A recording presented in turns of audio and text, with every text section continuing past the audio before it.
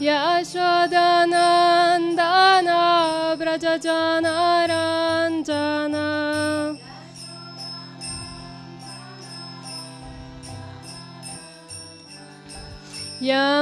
Yamunatira Vanachari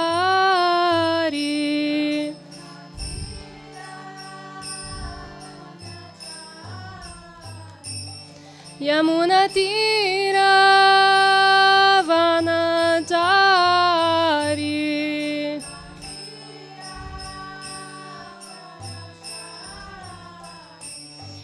Jaya Radha Madhava Kunja Vihari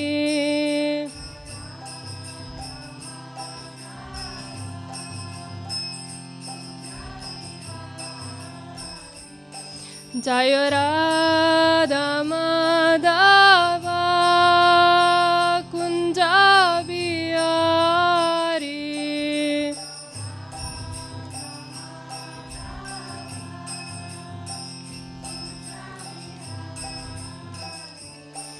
Jaya Gopi Janavallabha Girivaradari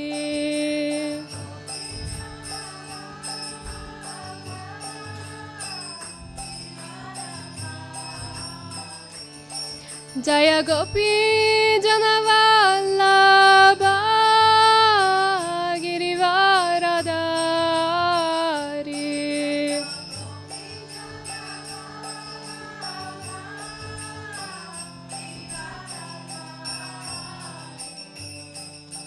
Yashodanandana Brajajanaranjana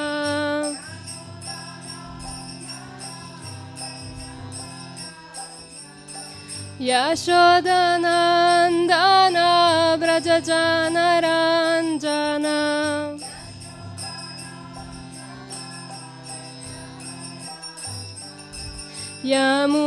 Yamunatira Vanachari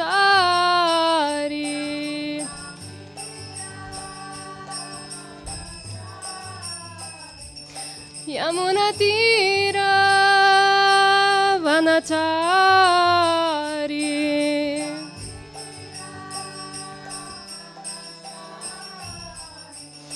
Jaya Radha Madhava Kunja Vihari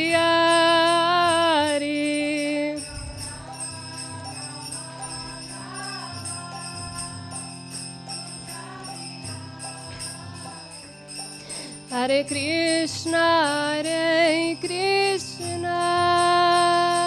Krishna Krishna Hare Hare Hare Rama Rama Rama Hare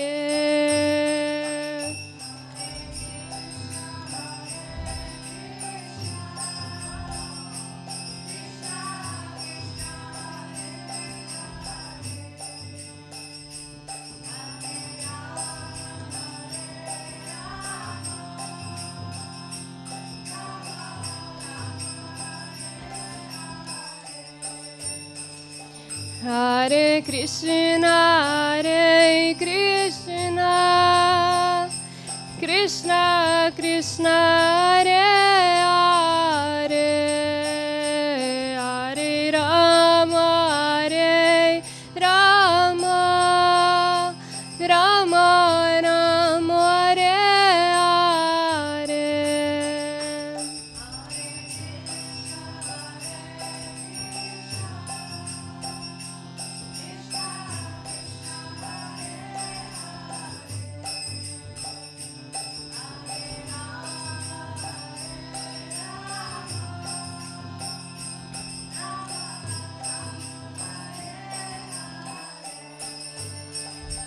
Hare Hare Krishna Krishna Krishna Hare Hare Hare Rama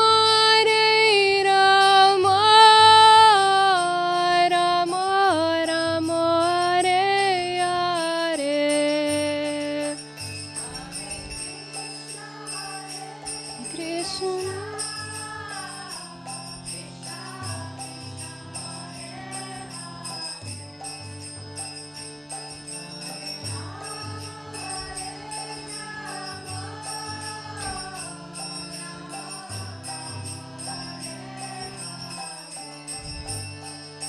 Hare Krishna, Krishna Krishna, Hare Hare, Hare Rama, Rama Rama, Hare Hare, Hare Krishna, Krishna Krishna, Hare Hare.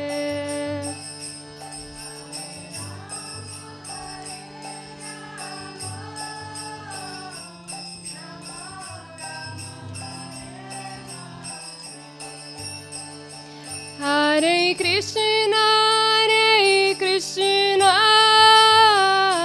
Krishna Krishna, Hare Hare, Hare Rama, Rama Rama, Hare Hare.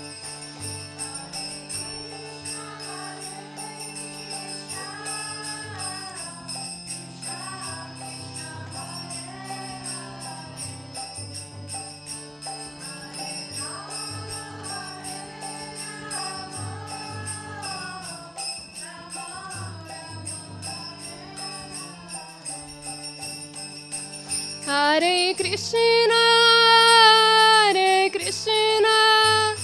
Krishna Krishna, Hare Hare, Hare Rama, Rama Rama, Hare Hare.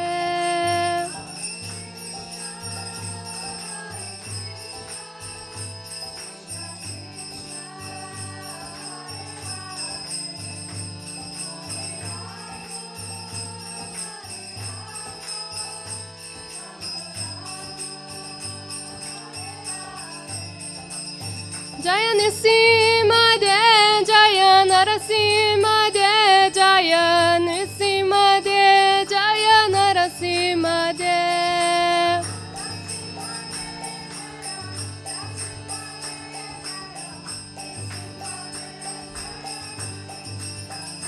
Jaya Prahlad Maharaj, Jaya Prahlad Maharaj, Jaya Prahlad Maharaj, Jaya Prahlad Maharaj.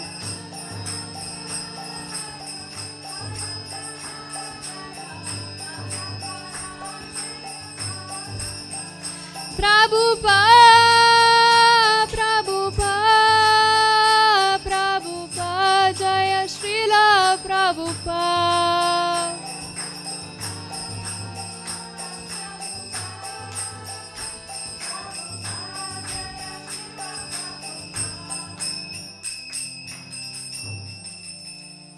Jai Srimad Bhagavatam ki jai, Srila Prabhupada ki jai.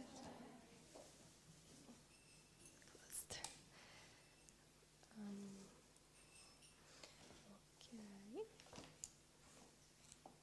Thank you for playing so nicely, Mridanga and Kartos. It's very nice. Okay. Om Namo Bhagavate Vasudevaya.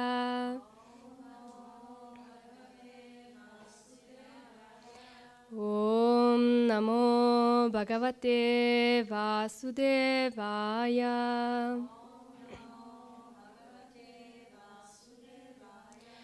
Om Namo Bhagavate Vasudevaya.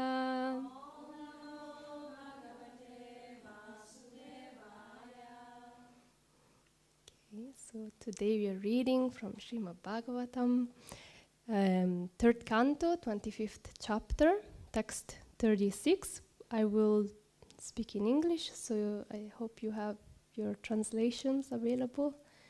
Yeah? Okay, good. Deutsch? Mm.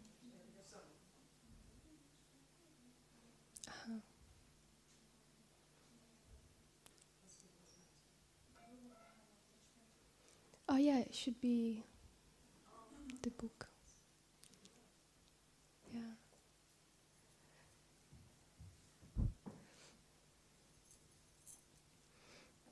Okay. So.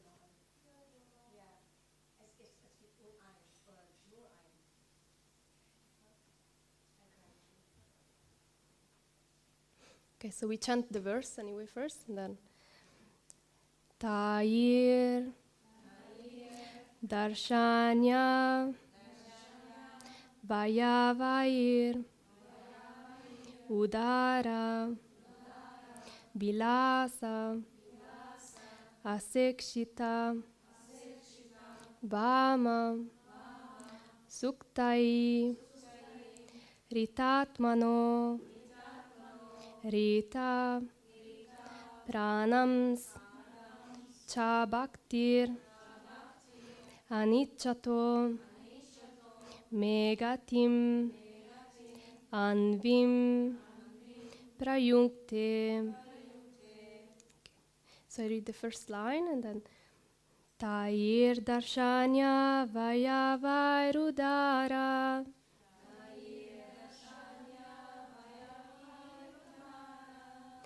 Vila Sahaseksita Vama Suktai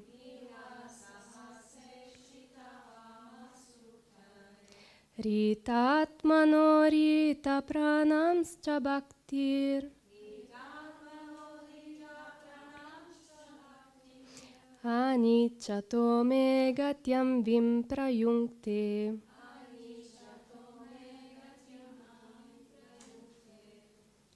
Again.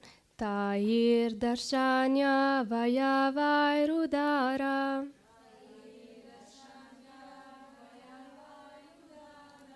Vila Sahaseksita Vama Suktai Ritatmano Rita Pranamscha Bhaktir Anichato Megatyam Vimprayunkte.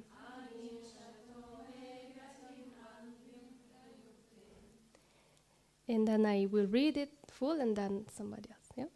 Tardarshanya Vayavairu... okay. Tardarshanya Vayavairudara Vila Sahaseksita Vama Shuktai Ritatmano Rita Pranamscha Bhaktir Anichato Megatyam Vimprayunkte. All together we can sing it. Tairdarshaniya Vayavairudara Vila Sahaseksita Vama Suktai Ritatmano Rita Pranamscha Bhaktir Anichato Megatyam Vimprayunkte. Okay. Anyone wants to recite?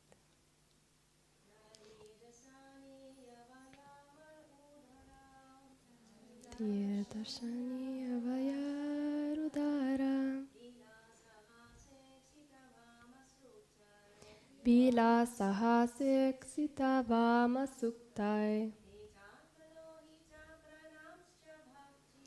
Ritatmano Rita Pranamscha Bhakti Anichato Megatyam Vimprayunkte.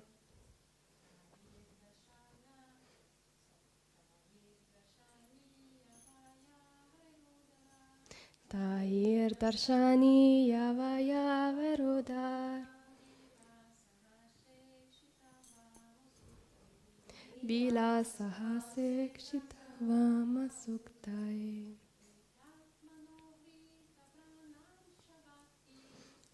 Ritatmanurita pranamscha bhaktir Anichato me gatyam vimprayunkte.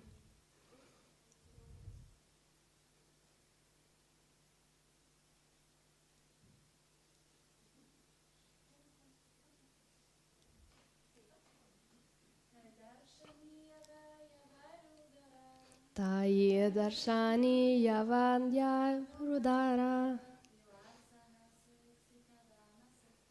Vilasaha seksita vama suktai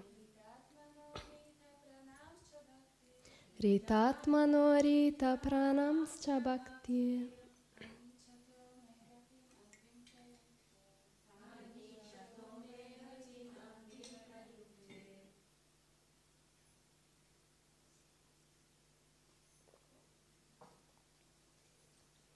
Okay. Okay, so we can read the word by word translation. Tai, by those forms. Darshanya, charming. Avayavai, whose limbs. Udara, exalted. Vilasa, pastimes. Hasa, smiling. Ikshita, glances. Vama, pleasing.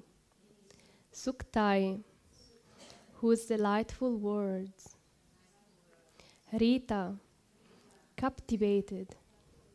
Atmana, their minds. Rita, captivated. Pranan, their senses. Cha, and. Bhakti, devotional service. Anichata, unwilling. Me, my. Gatim, abode. Anvim, subtle. Prayunkte, secures. Translation in purport by His Divine Grace, A.C. Bhaktivedanta Swami Srila Prabhupada Ki Jai. Upon seeing the charming forms of the Lord, smiling and attractive, and hearing His very pleasing words, the pure devotee almost loses all other consciousness. His senses are freed from all other engagements, and he becomes absorbed in devotional service. Thus, in spite of his unwillingness, he attains liberation without separate endeavor. Purport. There are 3 divisions of devotees: first class, second class, and third class. You have the book? Oh, you will translate. So there is no book in German? So maybe. Right. Okay. I will, yes. Also the translation maybe again, yeah. Upon seeing the charming forms of the Lord,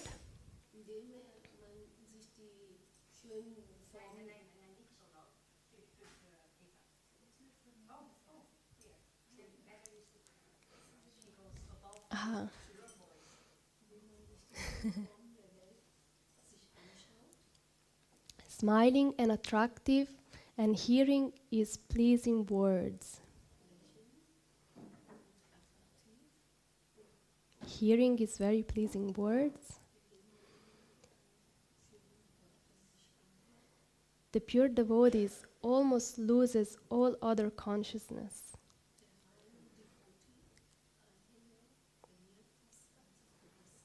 His senses are freed from all other engagements. And he becomes absorbed in devotional service.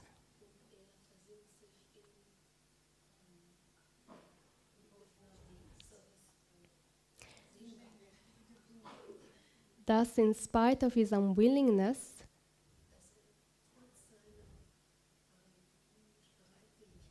he attains liberation without separate endeavor.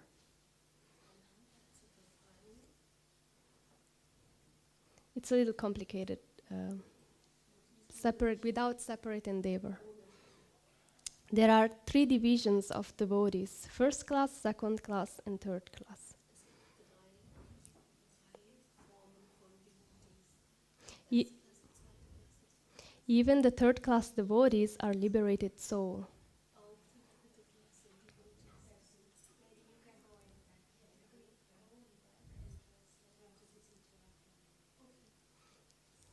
Uh, I, we can also research it. I have my phone maybe on the internet because otherwise it's very long to translate. It's very difficult to. Yeah, should I give my phone?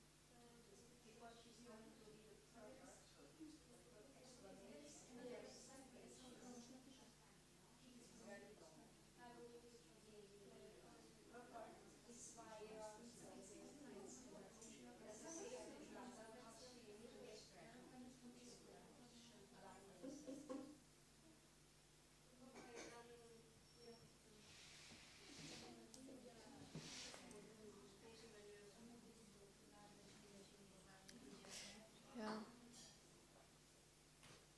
Okay. So, three division of devotees. Even the third class devotees are liberated souls. It is explained in this verse that although they do not have knowledge, simply by seeing the beautiful decoration of the deity in the temple, the devotee is absorbed in thought of him and loses all other consciousness. Simply by fixing oneself in Krishna consciousness, engaging the senses in the service of the Lord, one is imperceptibly liberated. This is also confirmed in Bhagavad Gita. Simply by discharging uncontaminated devotional service as prescribed in the scriptures, one becomes equal to Brahman.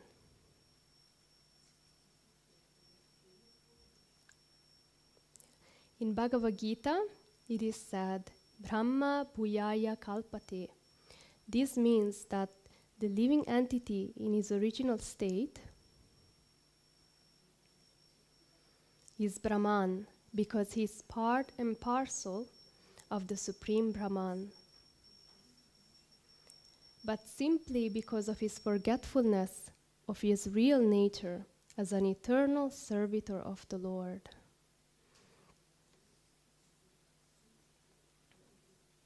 He is overwhelmed and captured by Maya. His forgetfulness of his real constitutional position is Maya. Otherwise, he is eternally Brahman. When one is trained to become conscious of his position, he understands that he is the servitor of the Lord, Brahman. Brahman refers to a state of self-realization. Even third-class devotee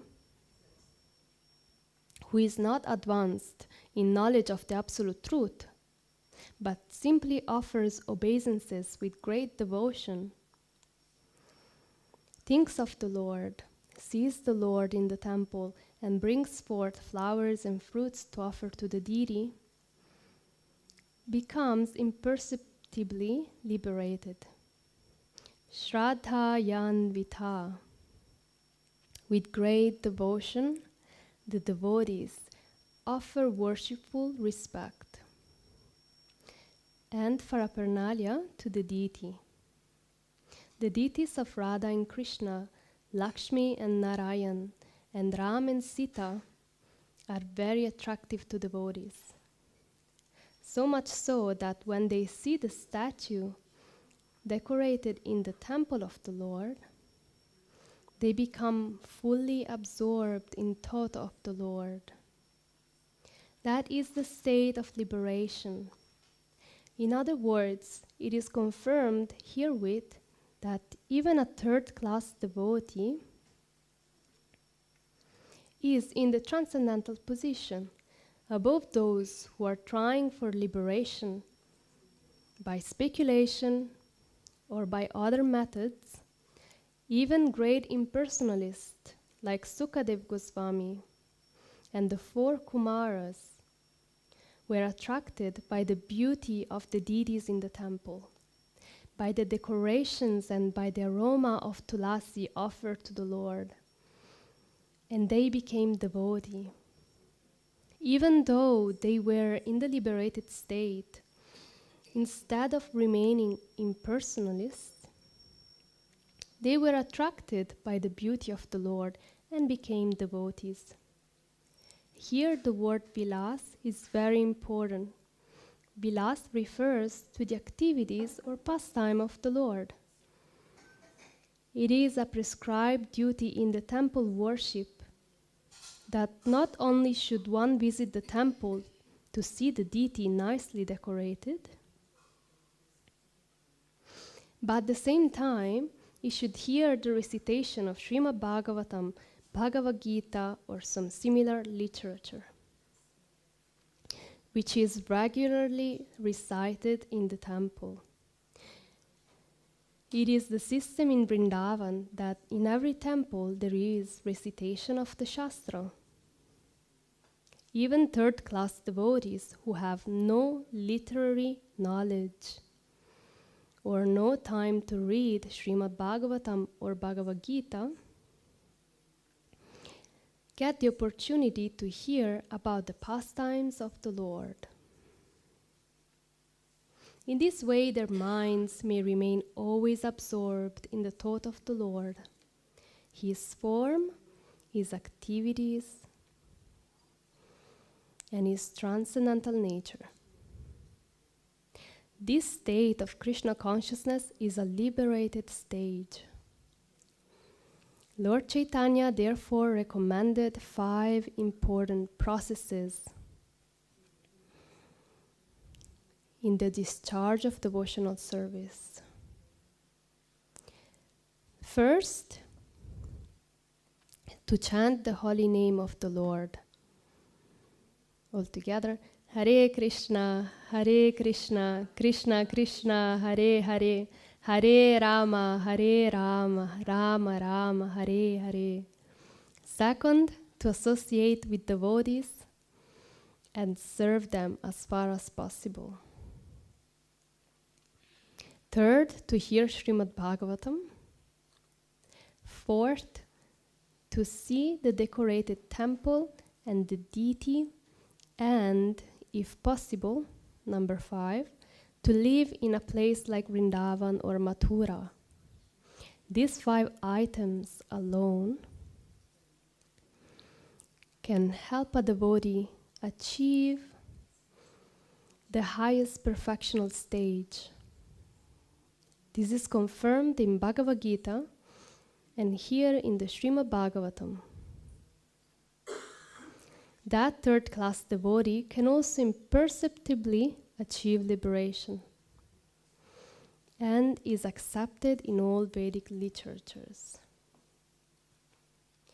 Magyana-timirandasya gyananjana shalakaya chakshurum militam yena tasmai Shri Gurave Namah Shri Chaitanya Manobishtam Shnapitam Yena Bhutale Svayam Rupa Kadamayam Dadati Svapadantikam Vandeham Shri Guru Shri Yuta Padakamalam Shri Gurum Vaishnavamscha Shri Rupam Sagrajatam Sagana Ragunatam Vitam Tam Sajivam Satvaitam Savadutam Parijana Saita Krishna Chaitanya Devam Shri Radha Krishna Padam Sagana Lalita Shri Vishakam Vitamscha He Krishna Karuna Sindhu Dinabandhu Jagapate Gopesha Gopika Kanta Radha Kanta Namostute Tapta Kanchana Gorangi Radhe Vrindavaneshwari Vrishabhanu Sute Devi Pranamami Haripriye Vanchakalpatarubhyascha Kripa Sindhubhya Evacha Patitanam Pavanebhyo Vaishnavebhyo Namo Namah Jai Shri Krishna Chaitanya Prabhu Nityananda Shri Advaita Gadadara Shivasari Gaura Bhakta Vrinda Hare Krishna Krishna Krishna Hare Hare Hare Rama Rama Rama Hare Hare Krishna Prasthaya Bhutale Shmaranana Swami Niti Namine Namaste Saraswati Devi Gauramani Pracharini Nirvishesha Shunyavadi Pasyatya Deshatharini. Okay, so I feel very grateful to be in the association of you all, and I'm humbly requesting your kind blessings so I can speak something that is inspiring for you, that is important in order to move forward in your spiritual life, and so that I can purify my heart even more and understand that I'm just an insignificant servant of the Lord and His dear devotees. So today we have a very beautiful verse. They're all extremely beautiful. So what I wanted to, so here is the verse. Okay. So there are different points that I noticed while I was reading. So in the translation, there is very beautiful. In the word-for-word translation, for example, it says iksita. So, and in the translation, the full translation, Srila Prabhupada says, upon seeing the charming form. So this is so beautiful because the word seeing in this verse is in Sanskrit ikshita, that also means glances. So when we are beside the fact that we are following all the principle right now of Lord Chaitanya that he described at the end, to perform devotional service, just by seeing the Lord and in a way is glancing at the Lord, we receive so much spiritual benefit that it doesn't matter who we are, it doesn't matter our background, it doesn't matter how much dedicated, how much attracted to the Lord we are, but just by seeing Him and glancing toward Narasimhadev, toward the deities, immediately there is purification. And in the purport, Srila Prabhupada says even such people that they are third-class devotees, meaning that they serve Krishna just by coming to the temple, offering services in the temple.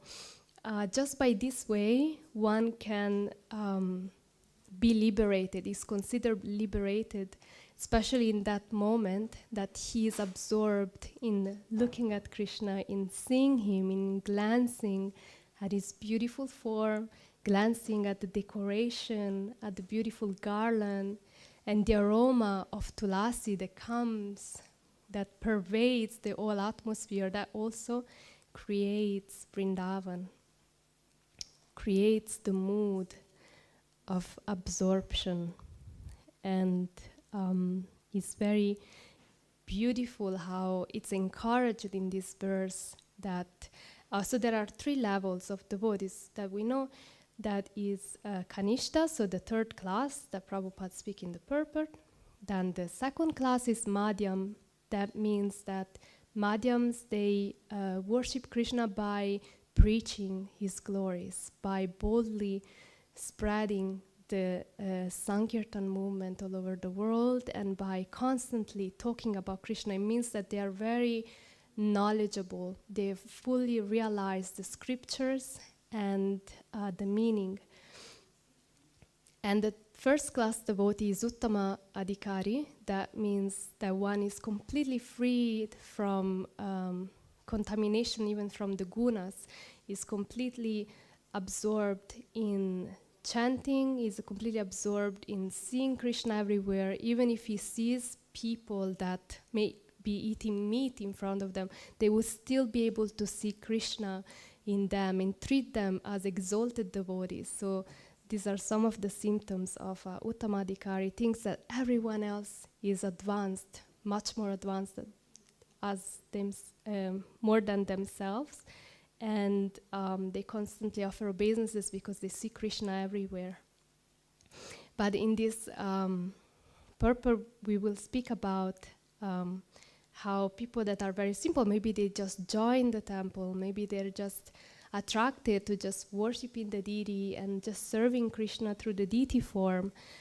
It's very important, and Prabhupada says is many times that is imperceptibly liberated. He said it 3 times because one cannot fully by his external behaviors, it may not be seen that maybe that devotee is advanced, but just by his ability to connect with the deity, by his ability to think about the Lord and in that moment forget everything else. It's something that we can all relate to when we see the darshan. At least for that first 10 seconds, it feels like, wow, it's like all about Narasimhadev. And then the mind can come and so many things can happen within ourselves. But just the first moment when we glance at the Lord and we remain amazed by his beauty and the aroma of tulasi and the beauty of his decoration, then immediately that's considered actually already a person is in a liberated stage. So it's very auspicious. And another interesting thing that I noticed when I was reading the purport is that 5 times Srila Prabhupada, while explaining the process, he says simply, simply by seeing the Lord. It's very kind of him to really make this super deep and high philosophy so approachable for us, because it is definitely not simple, but it's simply by seeing the beautiful decoration of the Lord, simply by fixing oneself in Krishna consciousness in service to the Lord, simply discharging uncontaminated devotional service. That's also like uncontaminated devotion. It's like simply, it's just very inspiring, because it is in the in Nectar of Devotion, we also have, the purport of how devotional service should be performed. Anyabilasita sunyam jnana karma dhyana anukulyena krishnanu shilanam bhakti ruttamam. A devotee that is performing bhakti is freed completely from jnana, from karma, and he has no other feeling or no other attraction to anything else that is not pure devotional service. So his mind is fixed. And usually the words used are uninterrupted, unallied, unconditional, yeah. But in this case, he also used uncontaminated.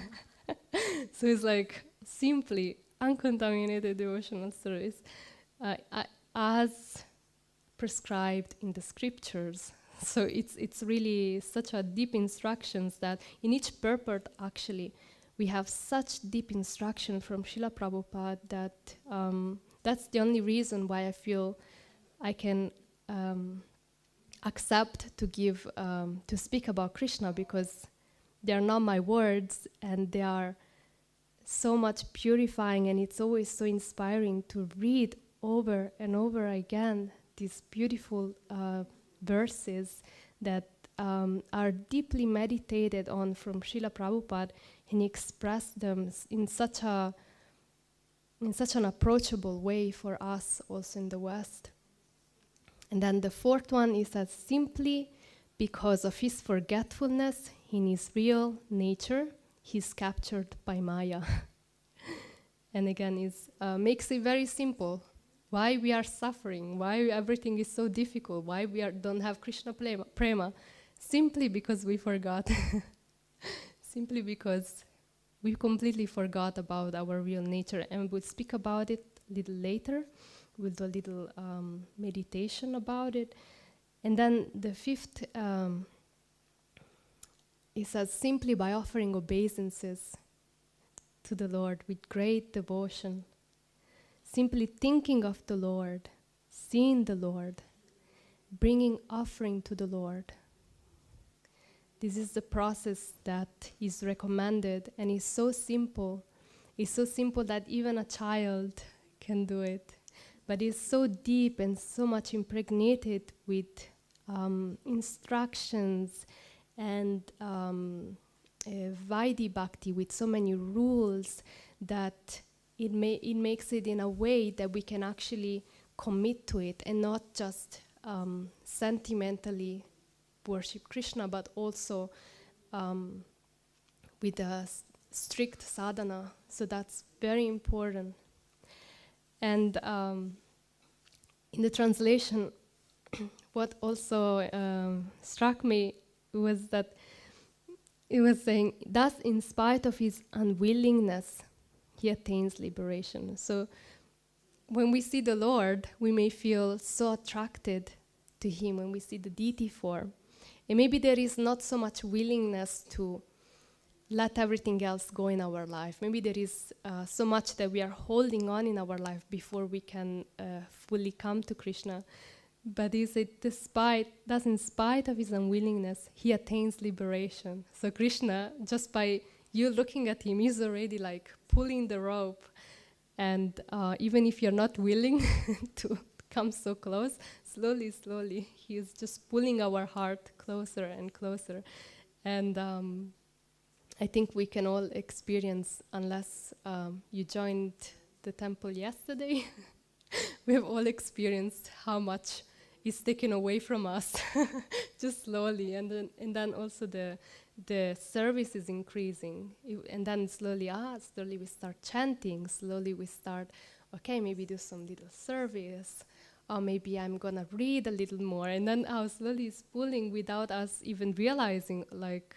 And then when we look back, you're like, it's too late to give it up because there is already so much taste within, and it's confusing. I remember when I joined, it was everything so beautiful, and then you look at your life and you're like, am I going to actually be like Hare Krishna?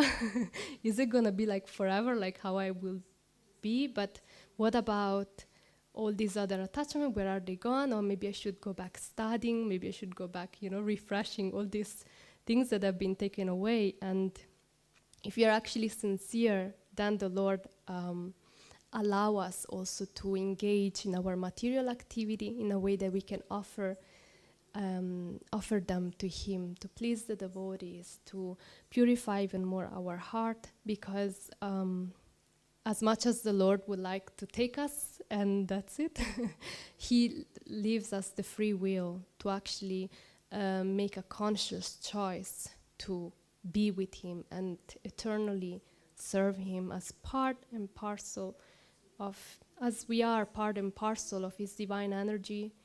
We have the ability to choose to stay close to the fire or to remove away, as we have the beautiful analogy of the sun rays. We are small rays coming from the sun, but we can choose to be super far away, or we can choose to be very close to the sun. And also by the mercy of the devotees and the Vaishnavas, I always see my life as nothing else but just taking the crumbles left from senior devotees and always trying to catch the mercy in a way or the other and being attentive to it, because because it is unlimited actually how much mercy we can get by being in the temple. And Prabhupada also gives this story that was told by his father.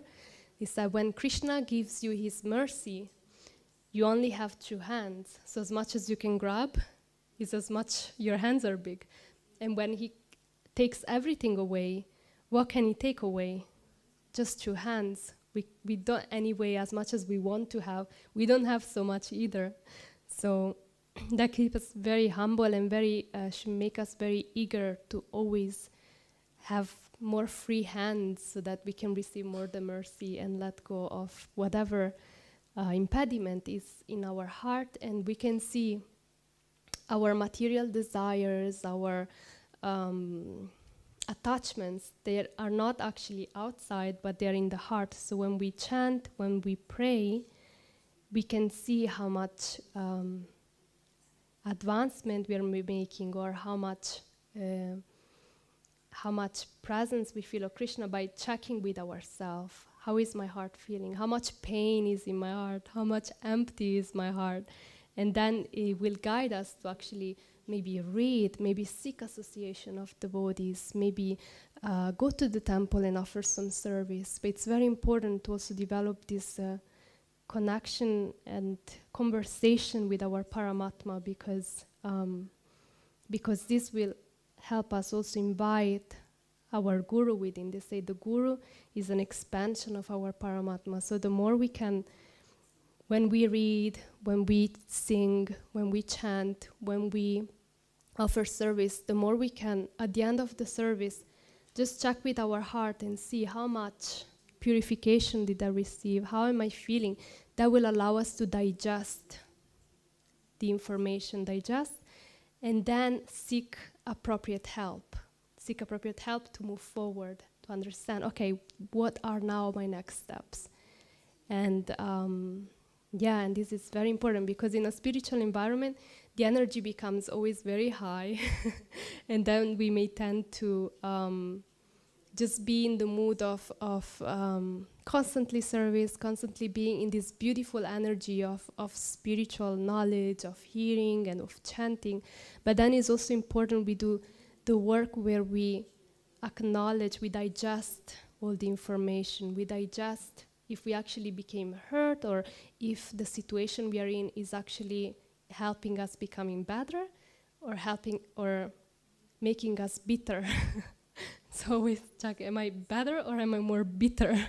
And then seek for help, and then associate with devotees, try to read, and that's always very simple process.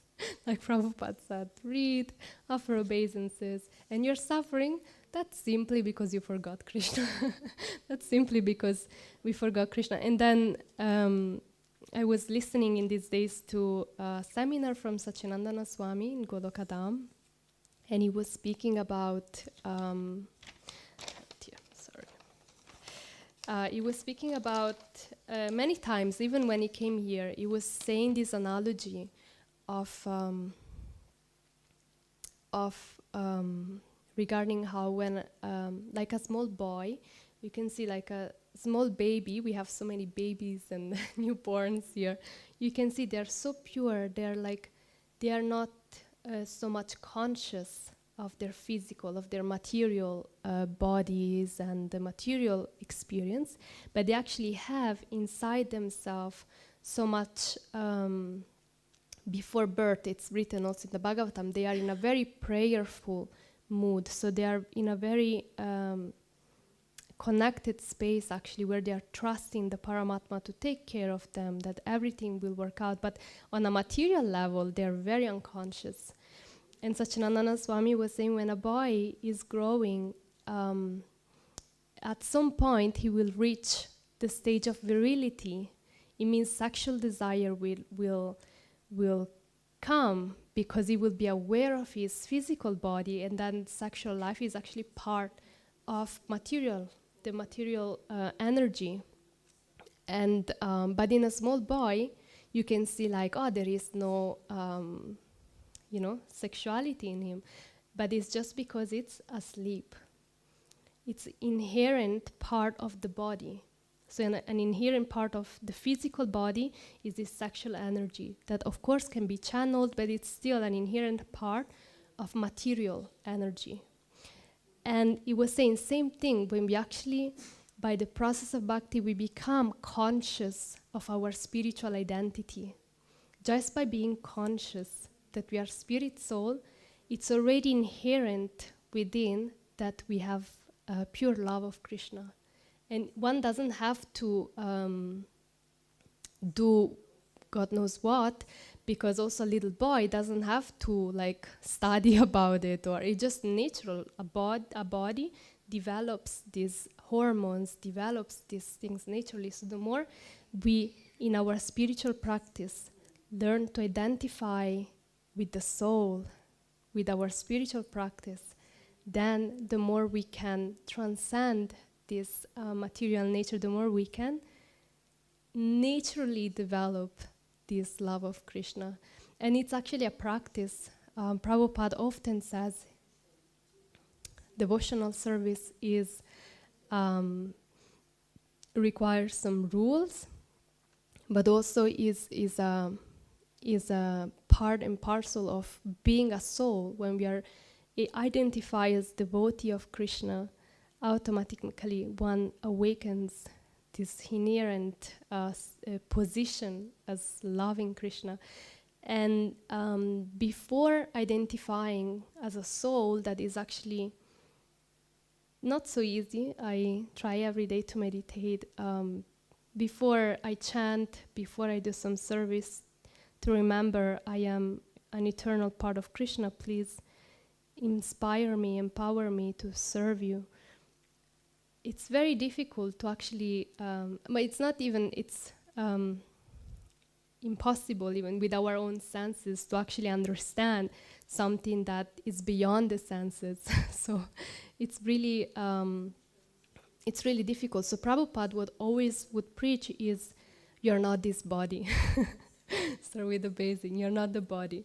You look at yourself, you're like, okay, I have this body, I'm not this body. And then really taking it in, like so many simple instructions actually, if we would meditate a little bit longer, they have so much spiritual potency and power within. So I was meditating on this instruction very often, because just by, for a moment, like really serving devotees by forgetting that we are this body, but we are really serving Krishna, we are really trying to activate, trying to identify with the spiritual potency, with the spiritual part of ourselves, then we will receive so much purification in a way that the heart experience full happiness again. And then then I wanted to ask you a question of why we are not able to experience this joy and this happiness when we chant, for example. When we chant the Mahamantra, it's very challenging to actually flow with the holy name and actually take shelter of it. So I'd like to ask you and the devotees, like what is stopping good chanting from a bad chanting? Not according to what the Shastras say, but also according to your life. If you like to share what makes your chanting like good compared to a bad chanting, also according to what we just spoke. My experience is that my mind doesn't want to give up. The mind keeps chasing after thoughts and heavy thoughts, and I want to concentrate in the name, but I have to bring the mind to the name, and then I try to speak the name and also in my mind speak the name. So I do it twice, with my thought and with my speech. And that helps me focus, that I'm there in the moment, talking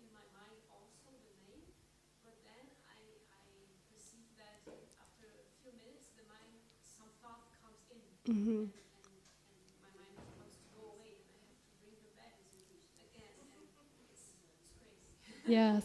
Yeah, so it's very difficult. So the when you don't feel you're struggling, it's because you feel like there is a voice above the chanting that is like judging or The mind is like a crazy monkey yes, moving around, and yes, want to make the mind give up.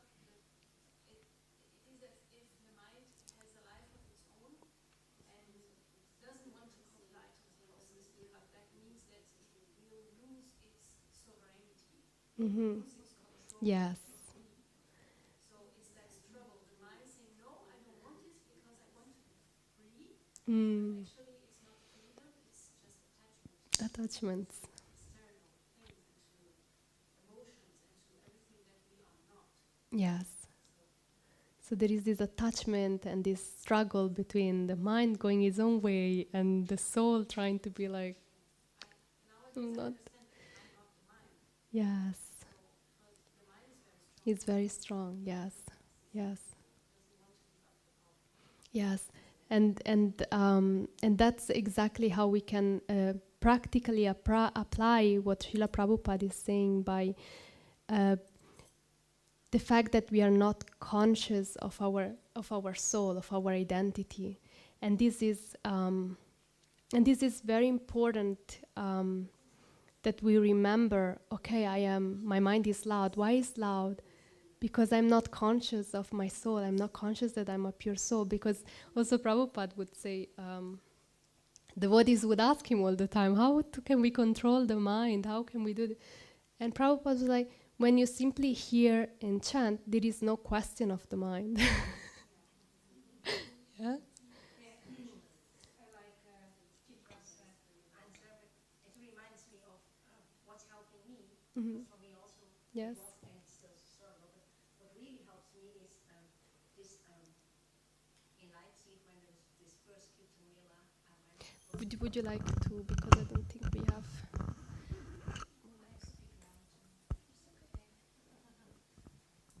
Oh, Manjari, it was not needed. Thank you so much. Thank you for your wonderful class. Yes, I like the how do you say the words of Chitra Mataji, and it reminds me of how I also was struggling and still I'm struggling. But what really helped me is I was thinking about Leipzig in 2011 when we had this huge Kirtan Mela here somewhere around Leipzig, and it was my first year even. You see, I became later devotee. It was my first year in Krishna consciousness. Actually, we were brought up like that, but the serious part started in Leipzig. So, and he said.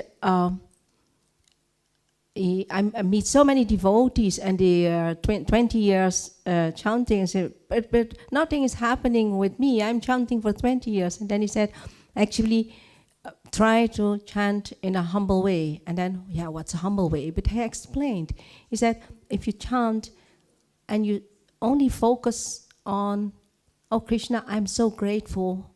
You gave me what you do to me. You're helping me. I have to thank you. Please, Krishna, accept me again. I'm disconnected, but please accept me. Please accept me, Krishna. And I'm so grateful. So I try to chant in a way that I really, I'm grateful to what Krishna Prabhupada is giving us. And if you try to remain in this mood of gratefulness constantly, it's what they call humble mood. If you focus on that, then there is hardly space for the mind to enter into. It is the focus, and that's what I learned from him. Put your focus on being grateful and the humbleness, and thank him all the time when you chant. It's the mood of thank you, Krishna. Thank you so much, Krishna. Thank you. Accept me. And then I think there is still room for the mind, but you can handle that one. Thank you so much, because this is also very important instruction to develop that gratitude. Also, my Guru Maharaj used to say that actually gratitude is an inherent quality of the soul. And it's a very nice one that we can actually practice. Like, we can actually practice gratitude. Like, humility, like you said, is like, what is humility? How can we, like, be humble? But if we think about gratitude, automatically all these beautiful qualities, because we see the good in others immediately, the good that is happening to us. And Krishna reciprocate with how we worship him, right? It said in Bhagavad Gita. If we worship him in a state of gratitude and seeing the beauty and remembering all the beautiful things, then so much mercy becomes available to us. And then the mind also immediately becomes peaceful. When you're grateful, the mind is like, oh, okay. It's like, it can't be so strong because it's like, is rebellious.